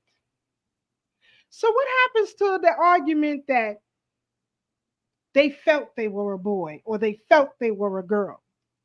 You had this young person clearly explain to you how she was socially engineered into it. So I don't understand what the problem is. I do understand what the problem is. We already know. It was in the DSM for a reason. Yep. People, just think about it. As we go on to hear more stories, because we got to continue this next week because it's so much we got to unpack here. Because I want our people to stop identifying or adapting other people's ideologies and attach yourself to your own. No, but I'm gonna get off my soapbox. Brother, tell your thoughts on that clip. That was a girl who was trying to transition to a boy, right? Okay. I mean, you pretty much hit the ball out the park. You expressed the sentiments. It was a boy who wanted to transition to a girl who wanted to transition to a boy and then transition back. He transitioned back to his original sex at birth. And that was a she. She turned to a he, back to a she. Yeah, hopefully in the future, sis, we can get clips of Walt Hare. Walt Hare is an old person who talks about this. And in fact, there's a whole community of elderly, formerly trans people who speaks out against this stuff, but they don't get the light of day because it goes against their agenda. They talk about the psychosis and how they were duped, just like this young person Ali is talking about. But it does speak to the mental health crisis that exists that they're not addressing, because the popular narrative / lie is these trans children are deleting themselves because we don't accept them. No, they're deleting themselves because their mental health issues aren't being addressed properly. It's not, oh, you don't feel well? Well, snip it off and you'll feel great. That's not the remedy. But that's what's being prescribed for these children. You know, something's going on. Instead of unpacking the thoughts of these young people, why do you feel awkward? Why do you feel inadequate? Because all children go through that. The feeling of awkwardness and inadequacy. I ain't never feel like no girl. But there is a point in people's time. It's called growing pains. Everybody has them. Where you question who you are. Why do you do the things you do? Not saying they're good or bad, but just you start to question yourself. And if you don't have a village around you to hug you, hold you, and nurture you, you can get lost with all of these voices going on around you, especially in today's time. I was fortunate enough to have a loving village, and you don't know the value of what you have till it's gone. And I am so thankful for my mother and her family and my father and his family, because I wasn't raised in a house with them together. However, whenever I was with my father, his mother, his father, brothers, all showed me love, kept me protected like a child's supposed to be. Same thing with my mother. My mother, her sisters, her mother and father and grandmother, because I knew my great grandmothers too. I was raised on love. I was told what was expected of me as being part of the village, because we all have a role. But you know, westernized society, boy, everything is individualistic. It's individualized. Nothing is village centered. And this is why these people are getting lost in the source. So they have to address the real mental health issues and stop making everything so sexual. It's funny you mentioned that person who transitioned and complained, talked about how, he wished he had not. But that video was also in our queue. So, we all in divine order around there. That's just how we move. Sister Marcia. I'm sorry. I just wanted to veggie a little bit in terms of the counseling, right? So you want to unpack certain things, but counselors don't have the equipment to go deep enough with a child who is struggling with all of these identity crises. You got to remember, you go to a person will go to counseling for, say, 30 minutes. And within 30 minutes, they're supposed to tell their life story, or they're supposed to get through something. That's not enough for, let alone an adult. How about a little young person who doesn't even know what their feelings to feel? So when we're unpacking how we're going to have a thriving community, we also have to look at the therapeutic aspects of these thriving communities and what is needed. Like Brother Tad says, we do need a village, right? That's foremost. But for parents who don't have a village currently, they need to find culturally sound counselors that will really have those 2-hour conversations with your child for a year, whatever the time frame takes. But until you're really ready to invest, and then it takes parents wanting to invest in building that village. We all have to invest in thriving, the thrival of our children and everyone around us. And it comes with, programs like African on the Rise, programs like Party, programs like Swap, programs that are really going to help explore various varieties of the child's health.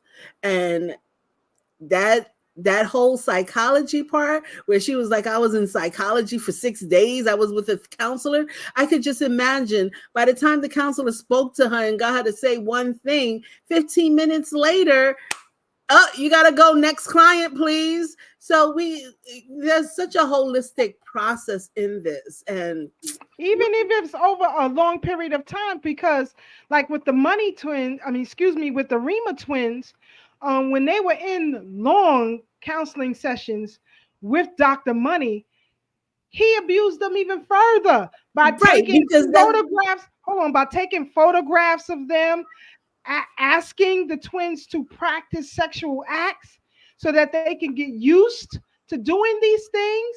A myriad of things that he did with them in that doctor's office. So, we gotta, bring that to the fore too. This is crazy. Right, because he was out to promote his own agenda. I'm talking about us who are really trying to save our child, right? People that are really trying to figure out the best ways for our children to thrive. This whole scenario was a circus an absolute circus. And as we delve deeper or dive deeper into these procedures, you will see what especially people who are turning into women have to go through. It's not a joke. I couldn't imagine, thank the Lord. Thank the Lord, I'm a natural person. Because then your mother be mad, Mustia, what are you doing? all the time. You have to do it all the time. Oh my God. It will come for you. And then all these people that be talking about, oh, you gotta have a rose and you gotta have a this. You're like, yo, are you stupid? Do you know what that means? Do you know what you're doing to your body? And these people have to go through this constantly.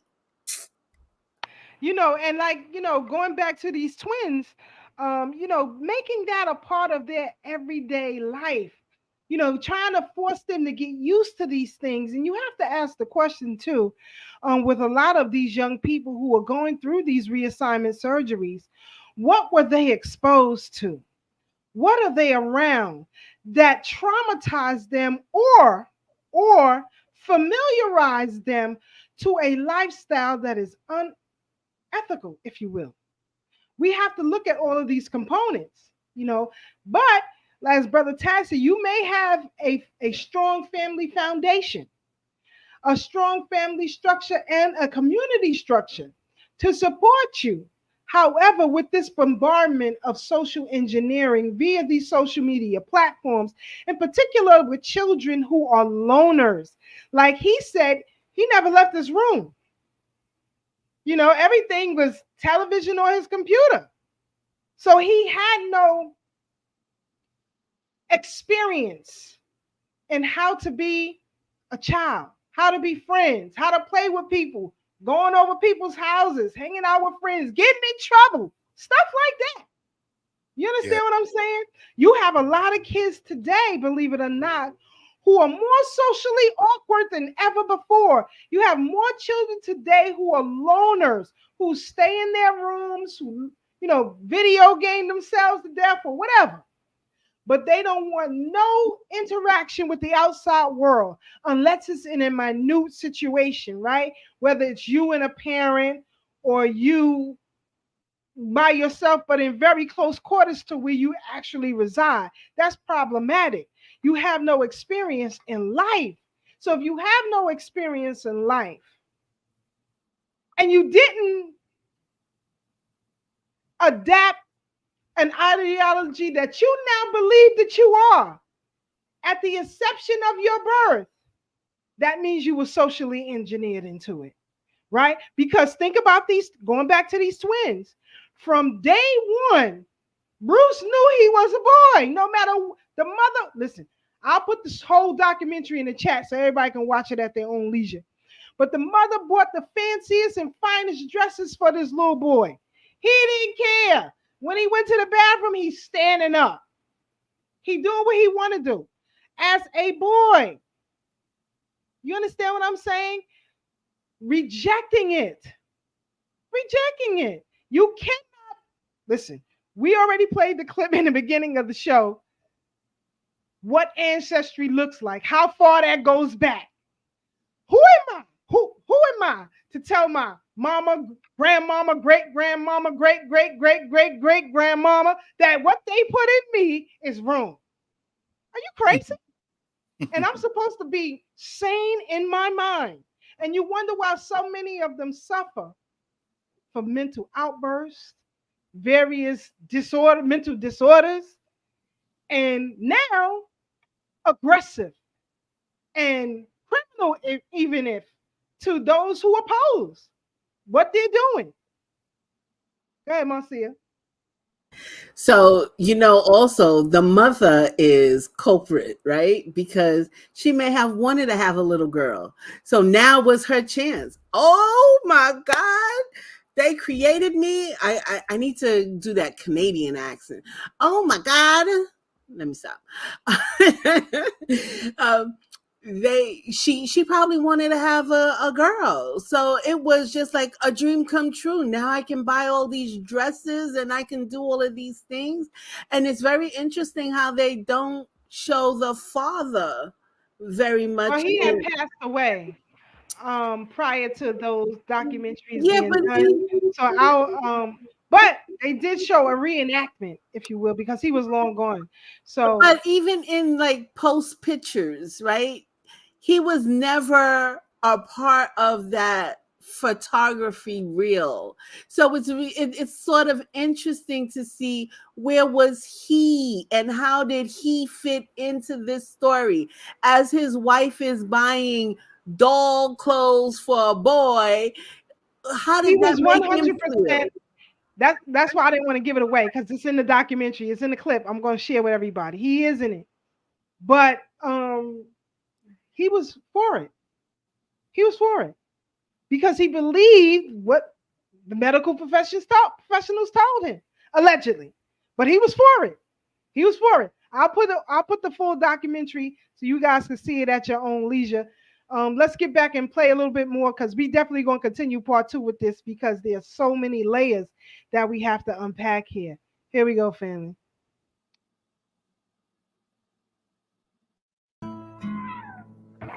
Culturally, we are Mexican, and men have to be very masculine in our culture. And I wasn't the most masculine growing up, and I think that had a part on everything that eventually led me to do what I did. It was around middle school. I was surfing YouTube one day, and a video popped up, male to female, and that eventually planted the seeds of doubt. It allowed me to be caught by the ideology that eventually led me to hurt myself. Eventually, I just wanted an answer to be given to me on who I was, and I went to see a therapist, and I had only asked, I think I might be trans, I don't know, I want to know. The therapist immediately on my first appointment with her said, yes, I am a transgender woman. She had my letter to transition the same appointment. After that, I just took everything slowly. But eventually my father found out what I was doing. And due to our culture, he was not happy. And he took me to Mexico and had me have sexual relationship against my will with a prostitute. I was a 19-year-old kid, and my father told the prostitute, take good care of him, it's his first time. He was trying to prove that I was a man. That broke me, obviously.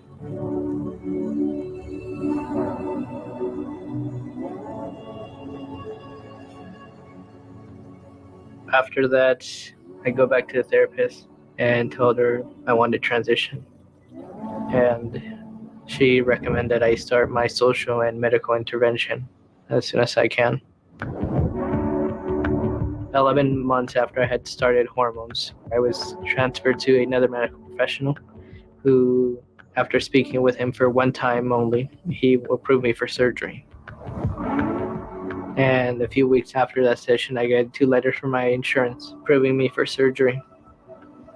But I was a little surprised that I received my letter for bottom surgery, which was removal of my genitals without even asking.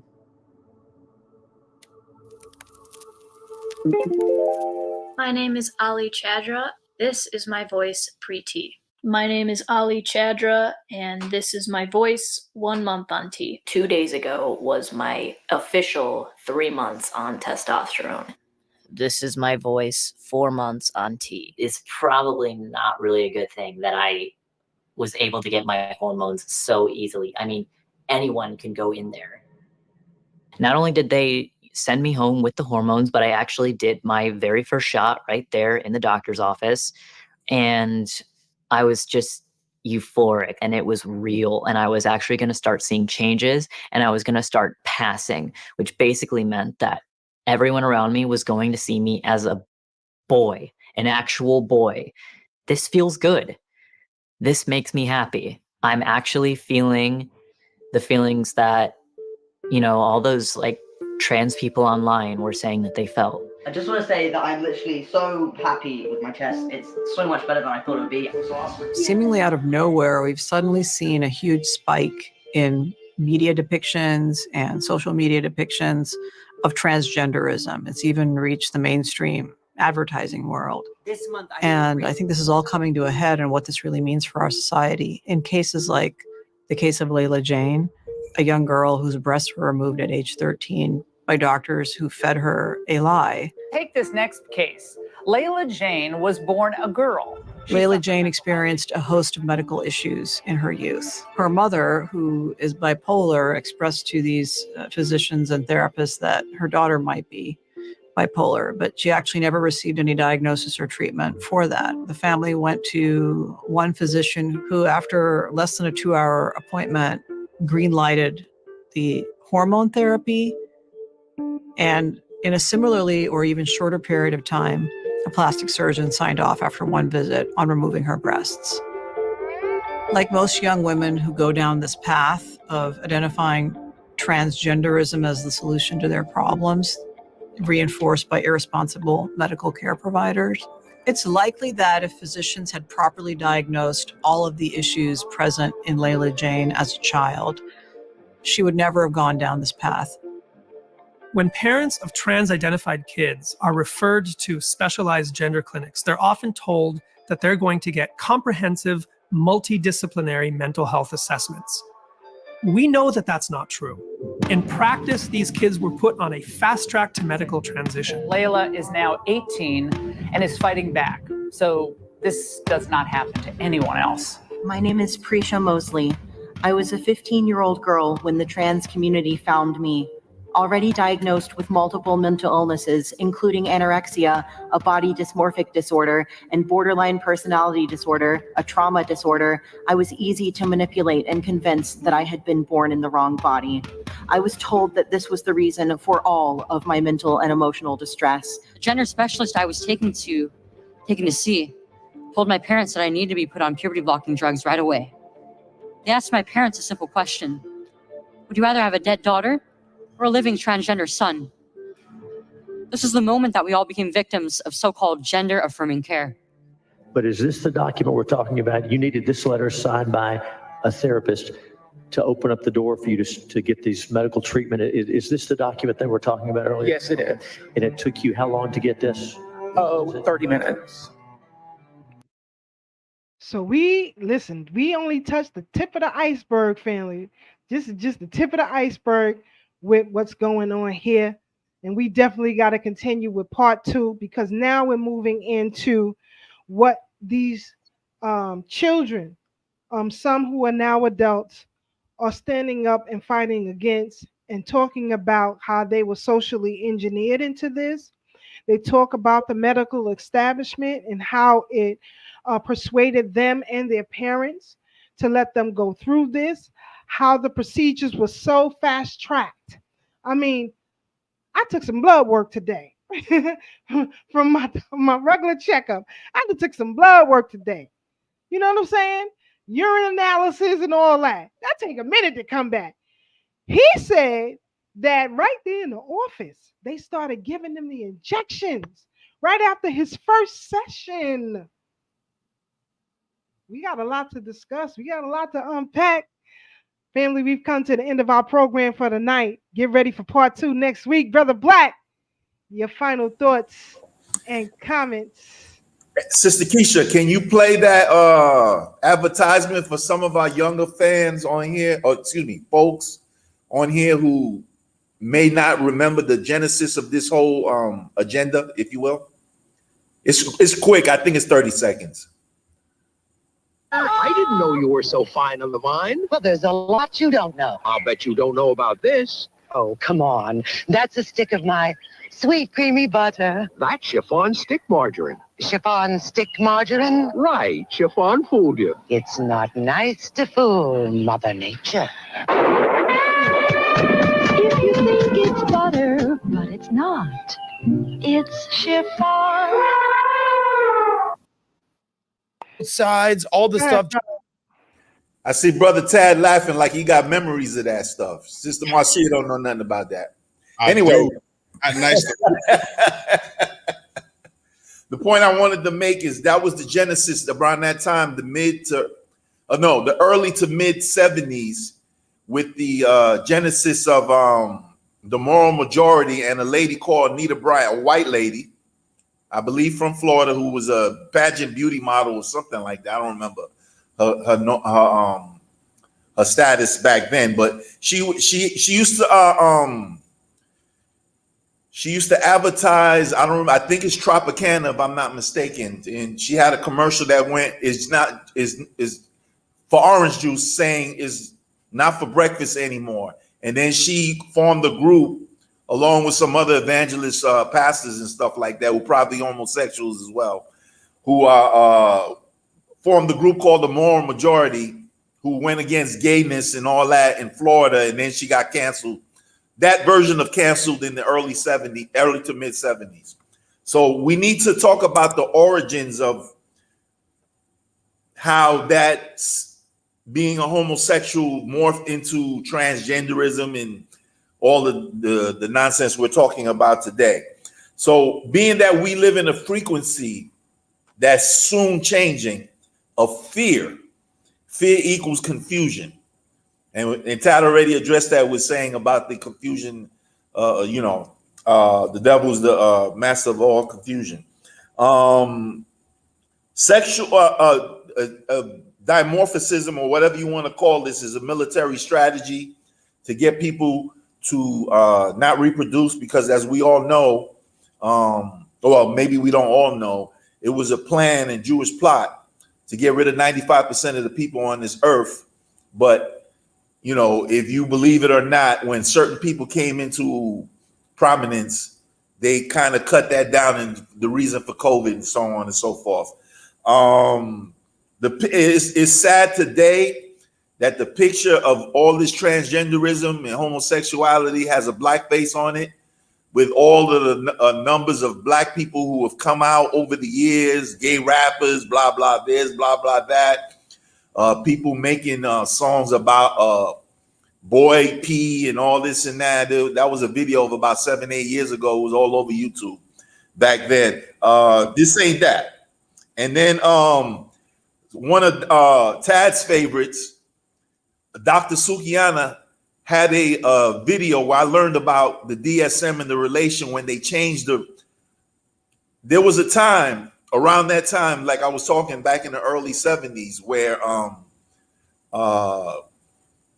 homosexuality was seen. Yeah, we're not even talking about transgenderism right at this point. We're talking about homosexuality as a whole, and you know, all its tenant attributes. There was a time when being homosexual was considered to be crazy, and it was in the DSM, and then doctors changed it after a whole bunch of lobbying, I believe in 73, 74. So the 73 one went from saying that those people were mentally ill and needed therapy, to 74 saying it's all right, you can do what you want, you know, it's a life choice, blah, blah, blah, and so on and so forth. So, you know, that's just a piece of what we're talking about. I don't want to get too deep because I don't want to, you know, go into some of the things we may cover next week. And, you know, all we got to do is revert to our nature, because writ large, the black people all over the world are not having this. This is not something, unfortunately, we are the face of it, but most of us know better than this. You know what I'm saying?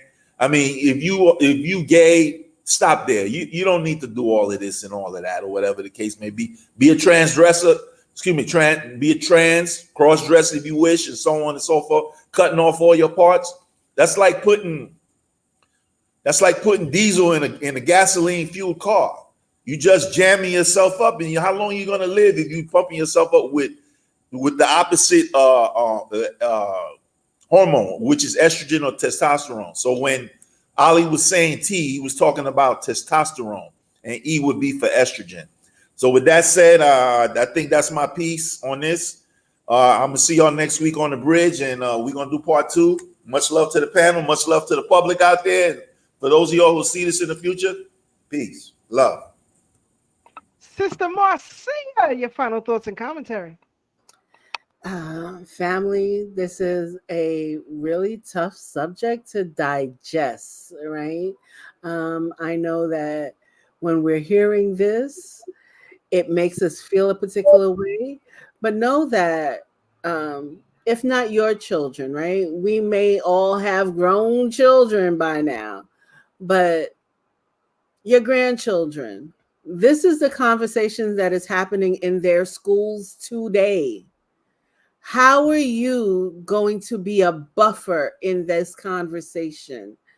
We must learn skills to promote healthy humans within the Black family. It is our job and only our job. And if we don't stand strong, we'll fall. So let's build up our skills, stand strong, and make time flourish, because now we must will it. We must fight with time for it to be on our side. So thank you for a fabulous show. See y'all next week. Make time flourish. And it may flourish too, because time is easy to us. Brother Tad. Thank you, Sister Keisha. Brother Black. Yeah. I just want to thank everybody for tuning in tonight. You know, it's still Men's Mental Health Month, but we're definitely talking about mental health issues to preserve the family from a holistic approach. I definitely want to give an honorable mention to the Queen Mother, Dr. Patricia Newton, peace be upon her. Dr. Frances Cress Wilson, peace be upon her. Our recently transitioned elder, who's now an ancestor, Dr. Nathan here, who's been joined with his queen wife, Dr. Julia here. And of course, we need this solution that was given to us by our ancestor, Kamal Cambone. You know, these are people who already tackled this issue, and we're picking up where they're left off, and we're passing this information on to you so that you can help us fight this good fight. As Sister Marcia said, you know, we have to be buffers, because whether we know it or not, our children, our babies, 3, 4, 5, and 6 are being indoctrinated with this on a daily basis. While we're trying to provide food on the table and a roof over their head, this system is indoctrinating them. And we don't have enough African-centered schools, but we don't need the schools, because home is actually the original school. They need to know these things from home. As we stated, you know, we carry the lessons that was given to us from our parents, from their parents, from their parents, from their parents. These are what we call family values. And we have to stand on that, because that's the only thing that's going to build a strong community. So with that said, hopefully you learned something tonight and you were inspired. Now it's your turn to go out and inspire others. So y'all stay up, stay blessed, stay true. And remember, no matter how hard things may seem right now, there's always better days ahead. Sister Keisha. Thank you, family, for joining us. Another Black Week on the Brooklyn Bridge. Tell somebody to tell somebody. It goes down every Thursday, 8 to 10 p.m. live on YouTube, Facebook, and Twitch. Remember, family, the battlefield is where you stand. And true courage is knowing how to suffer. Make sure you hold on to your sanity in this insane world. Stay close to your loved ones. Stay close to your comrades. And be ready to take a stand at any moment's notice. We out, y'all. Have a blessed week. Good night.